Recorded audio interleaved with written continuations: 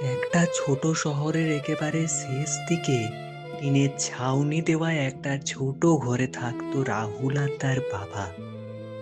রাহুলের মা অনেক বছর আগেই মারা গিয়েছিল। তারপর থেকে তার বাবাই ছিল তার পুরো পৃথিবী। বাবা একটা চায়ের দোকানে কাজ করত, ভোরে বেরোতো, রাতে ফিরতো। খুব বেশি টাকা রোজগার হতো না, কিন্তু তবুও বাবা চেষ্টা করত যেন ছেলের কোনো কষ্ট না হয়। রাহুল পড়াশুনো করত সরকারি স্কুলে। নতুন বই কেনার সামর্থ্য ছিল না, তাই পুরনো বই জোগাড় করে পড়ত। স্কুলে অনেক বন্ধু তাকে নিয়ে হাসাহাসি করত, কারণ তার জামা সবসময় পুরনো থাকতো। কিন্তু রাহুল কখনো বাবাকে কিছু বলতো না। সে জানতো তার বাবা কত কষ্ট করে সংসার চালায়। একদিন হঠাৎ রাহুলের বাবা খুব অসুস্থ হয়ে পড়ল। সকালে কাজে যাওয়ার সময় রাস্তার মাঝখানে মাথা ঘুরে পড়ে যায়। আশেপাশের লোকজন তাকে হাসপাতালে নিয়ে যায়। খবর পেয়ে রাহুল দৌড়ে হাসপাতালে আসে। ডাক্তার পরীক্ষা করে বললেন, দ্রুত কিছু ঔষধ আর পরীক্ষা করাতে হবে, না হলে অবস্থা খারাপ হতে পারে। কত টাকা লাগবে ডাক্তার বাবু? ডাক্তার একটা কাগজ হাতে দিয়ে বললেন। এখন এই প্রায় 2,000 টাকা দরকার। কথাটা শুনে রাহুলের মাথা ঝিমঝিম করতে লাগলো। তার পকেটে ছিল মাত্র 20 টাকা। সে হাসপাতালের বাইরে এসে অনেকক্ষণ চুপচাপ বসে রইল। চারদিকে এত মানুষ, এত শব্দ, কিন্তু তার মনে হচ্ছিল সে একদম একা। হঠাৎ সে সিদ্ধান্ত নিল, বসে থাকলে হবে না, কিছু একটা করতেই হবে। সেই দিনটা ছিল প্রচণ্ড গরমের। রাস্তায় রোদ এত ছিল যে পিচ গলে যাচ্ছে মনে হচ্ছিল। রাহুল বাজারে গিয়ে দোকানে দোকানে কাজ চাইতে লাগলো। কেউ বলল, বয়সে কি কাজ করবি?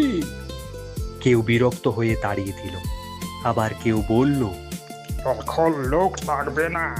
তবুও রাহুল হাল ছাড়ল না। শেষমেশ এক সবজিওয়ালা তাকে বাজারের বস্তা টানার কাজ দিল। ভারী বস্তা কাঁধে তুলতে গিয়ে তার হাত কেটে গেল, কাঁধ লাল হয়ে গেল, কিন্তু সে থামলো না। কাজ শেষে সে পেল 80 টাকা।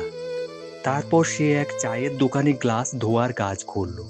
গরম পানিতে হাত পুড়ে যাচ্ছিল, তবুও সে শুধু ভাবছিল, বাবাকে সুস্থ করতেই হবে।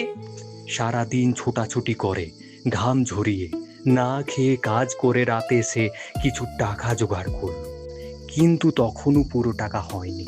রাতে হাসপাতালের সামনে দাঁড়িয়ে সে খুব অসহায় বোধ করছিল। তার চোখে পানি চলে এলো। ঠিক তখনই হাসপাতালের এক বৃদ্ধ দারোয়ান তার কাছে এসে বলল, সারাদিন তোকে দেখছি দৌড়াতে, কি হয়েছে বাবা? রাহুল সব খুলে বলল। বৃদ্ধ লোকটা কিছুক্ষণ চুপ করে থাকলো, তারপর নিজের পকেট থেকে কিছু টাকা বের করে বলল, এটা রাখ, খুব বেশি না, কিন্তু হয়তো কাজে লাগবে। রাহুল প্রথমে নিতে চাইছিল না, কিন্তু লোকটা জোর করে তার হাতে টাকা গুঁজে দিল। সেই মুহূর্তে রাহুলের মনে হলো পৃথিবীতে এখনো ভালো মানুষ আছে। সব টাকা জোগাড় করে সে দৌড়ে ওষুধ কিনে হাসপাতালে ফিরল। তখন রাত প্রায় 11টা। হাসপাতালের করিডোর প্রায় ফাঁকা। দূরে শুধু নার্সদের হাঁটার শব্দ শোনা যাচ্ছিল। সে ধীরে ধীরে বাবার বেডের পাশে গিয়ে দাঁড়ালো। তার বাবা তখন ঘুমিয়েছিল। পাশে রাখা খাবার ঠান্ডা হয়ে গেছে। রাহুল নিজের খুব ক্ষুধা লাগলেও আগে বাবার খাবারটা গরম করল। খাবারের গন্ধে বাবা ধীরে ধীরে চোখ খুললেন। দুর্বল গলায় বললেন, তুই কিছু খেয়েছিস? রাহুল মুচকি হেসে বলল, হ্যাঁ বাবা, আমি খেয়ে নিয়েছি। আসলে সে সারাদিন কিছুই খায়নি। তার বাবা কাঁপা কাঁপা হাতে রাহুলের মাথায় হাত রেখে বললেন, তুই থাকলে আমি সব কষ্ট সহ্য করতে পারি। এই কথাটা শুনে রাহুল আর নিজের চোখের পানি আটকাতে পারল না। সে বাবার হাত শক্ত করে ধরে কাঁদতে লাগলো। সেই কান্না ছিল কষ্টের, ভালোবাসার আর নিজের সবচেয়ে প্রিয় মানুষটাকে হারানোর ভয় থেকে জন্ম নেওয়া কান্না।